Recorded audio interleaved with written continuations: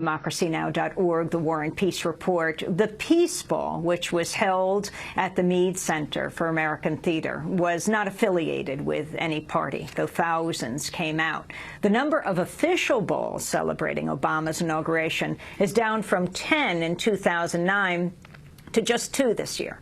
But this time, Obama agreed to accept unlimited corporate funding. Donors have been offered a number of sponsorship options, including the top tier of $1 million for institutions, $250,000 for individuals.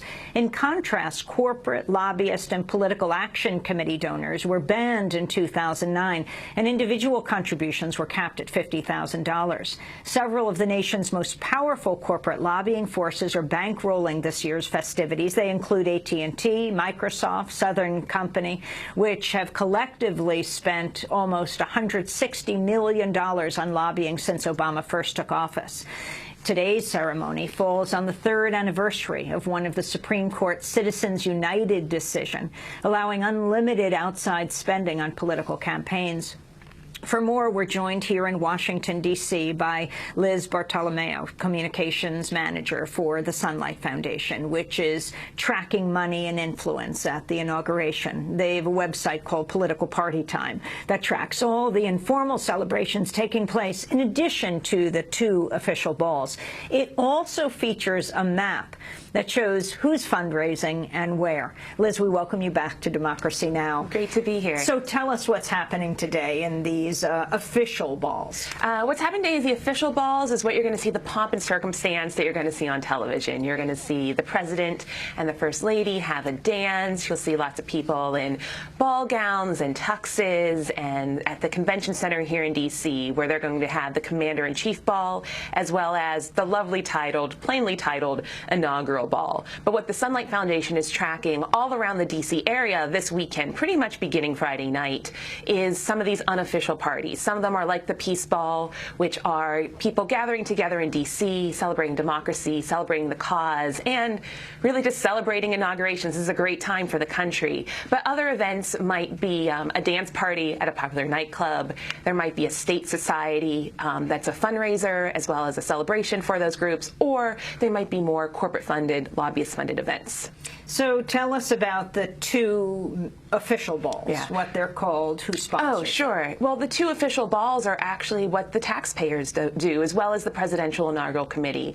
The Presidential Inaugural Committee is a private group that has been set up by the Obama administration, and they're collecting an upwards of maybe $50 million to throw these events. The Commander-in-Chief's ball is for military families, those that are in the service. The inaugural ball is going to it had some tickets open to the public. There was a little Ticketmaster situation, so not everyone got their tickets, but they're going to be very popular events this evening. What's the Black Tie and Boots Ball? The Black Tie and Boots Ball is what the Texas State Society had this weekend. It's a very popular event. Obviously, it was definitely one you had to go to during the Bush administration, him being from Texas, but it's this Texas State Society, and they had it out across the river, across the Potomac, at the National Harbor, and it featured some members of Congress, country music, and it also had a number of corporate sponsors. It had Coca-Cola, it had Blue Shield of Texas, which gave an upwards of $250,000 to sponsor it. And what is Blue Shield? How significant is that? Well, I mean, listen, they're a big insurance company. Obviously, healthcare reform and the insurance industry as general is definitely on the minds of members of Congress, on the minds of the public, and they got to be able to get their name out there front and center to the hundreds of people that attended the ball. And explain what they have been pushing for in terms of health care, for example, the individual mandate. You know what, I'm actually not really that familiar with what Blue Shield of Texas was pushing, but obviously, listen, it's 2013 now. A lot of stuff that's happening with the healthcare reform is going to be coming up. So this is just the first of many of how the healthcare industry is going to start pushing their agenda in Washington this year. The other companies involved with this one? Yeah, some other ones included Chevron, ExxonMobil, obviously the oil industry being something that's definitely deep in the heart of Texas. Texas, so to speak. Also, some airlines gave money there. Southwest Airlines, United, they have a few hubs in the state as well. So they gave a little less. They gave an upwards of $50,000, but still, for one night, for a few hours, spending $250,000, spending $50,000 just to get in front of a very small group of people, it's an investment they made. Georgia State Society Ball. Georgia State Society was a little more, they are celebrating the Peach State. They had Gladys Knight as one of the honorees there. They had a lot of local businesses set in the state as sponsors. Coca-Cola, obviously, Home Depot, Kia Motors. If anyone has seen, the Soul commercials, a popular car for some younger people, as well as UPS.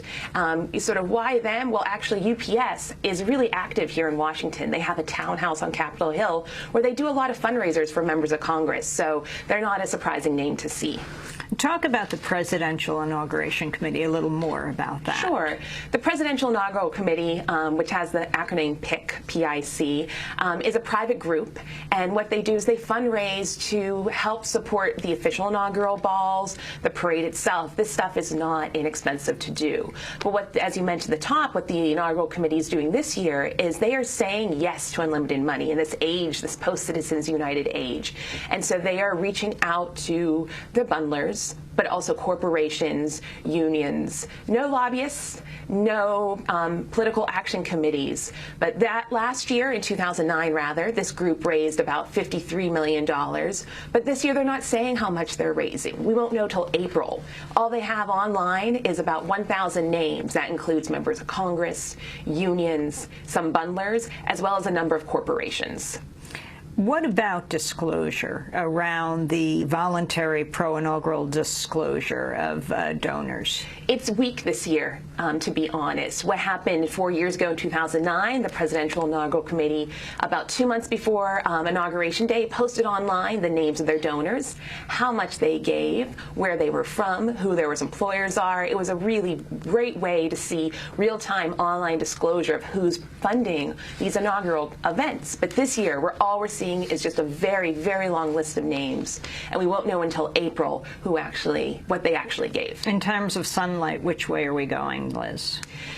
We seem to be slowly but surely 2 steps forward, 1 step back. When President Obama was first elected to office, he promised to be the most transparent administration, and there has been a lot of gains. There has been just some not that well moving forward. It's the 3rd anniversary of Citizens United. We still are saying allowing to have unlimited corporate spending, unlimited union spending, unlimited personal spending in our elections. Soft money is on the rise again. And there's no Disclose Act. The president has been fairly mum on this topic. At the Sunlight Foundation, we're very curious to see how this new C4 that has been set up, the former campaign Organizing for America, how they have promised they have promised online disclosure of who their funders are. We'll see if they live up to that promise. Well, Liz Bartolomeo, thank you for enlightening us as you did during the conventions of the Sunlight Foundation. Thanks so much for watching this report from Democracy Now!, your daily independent global news hour. We don't accept advertising or corporate funding, but rather rely on donations from viewers like you. Please make your contribution by visiting democracynow.org. We need your support today to keep bringing you this hard-hitting, in-depth reporting.